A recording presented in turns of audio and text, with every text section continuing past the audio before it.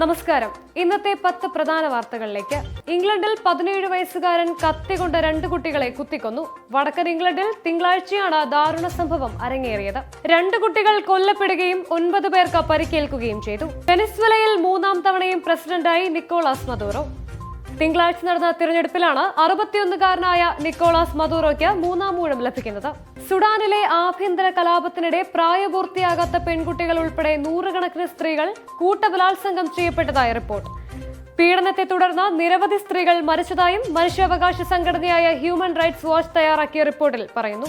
US പ്രസിഡന്റിനുള്ള പരിരക്ഷ പരിമിതപ്പെടുത്താൻ Biden. പ്രസിഡന്റായിരുന്നു എന്ന പേരിൽ ഡൊണാൾഡ് ട്രംപിനെ പോലെയുള്ളവർ ക്രിമിനൽ കേസിൽ നിന്നെല്ലാം നിഷ്പ്രയാസം പുറത്തുവരുന്ന സാഹചര്യം ഒഴിവാക്കാൻ വേണ്ടിയാണ് ജോ ബൈഡൻ നിയമപരിഷ്കാരത്തിന് ഒരുങ്ങുന്നതെന്നാണ് റിപ്പോർട്ട്.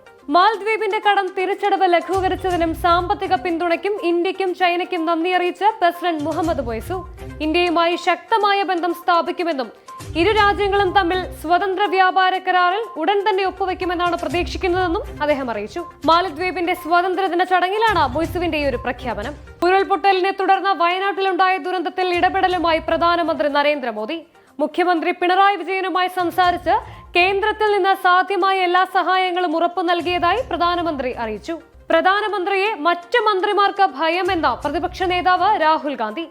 ലോക്സഭയിലെ ബജറ്റ് ചർച്ചയിൽ സംസാരിക്കവെയായിരുന്നു രാഹുൽ ഗാന്ധിയുടെ ഒരു പരാമർശം. ഉരുൾപൊട്ടലുണ്ടായ വയനാട്ടിലെ ചൂരൽ മലയിൽ നിന്ന് പുറത്തുവരുന്നത് ഞെട്ടിക്കുന്ന വിവരങ്ങൾ. കുട്ടികളടക്കം 36 പേരുടെ മരണം നിലവിൽ സ്ഥിരീകരിച്ചിട്ടുണ്ട്. ചൂരൽ മലയോട് ചേർന്നുള്ള പ്രദേശത്താണ് നിലവിൽ രക്ഷാപ്രവർത്തനം പുരോഗമിക്കുന്നത്. കനത്ത കാലവർഷത്തെ തുടർന്ന് മണ്ണിടിച്ചിൽ സാധ്യത നിലനിൽക്കുന്നതിനാൽ പാലക്കാട് ജില്ലയിലെ നെല്ലിയാമ്പതി ചുരം, അട്ടപ്പാടി ചുരം റോഡുകളിലൂടെയുള്ള ഗതാഗതത്തിന് ജില്ലാ കളക്ടർ മുഴുവൻ സമയ നിയന്ത്രണം ഏർപ്പെടുത്തി.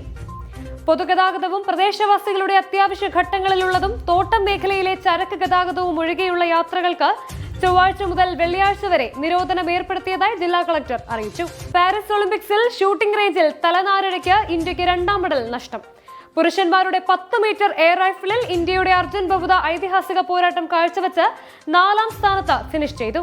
ഇതോടെ ഇന്നത്തെ 10 പ്രധാന വാർത്തകൾ ഇവിടെ പൂർണ്ണമാകുന്നു. കൂടുതൽ വാർത്തകൾക്കും വിശദ വിവരങ്ങൾക്കും Anand TV UK channel subscribe ചെയ്യൂ. ഒപ്പം Anand TV mobile app download ചെയ്ത് സൗജന്യമായി ആസ്വദിക്കും.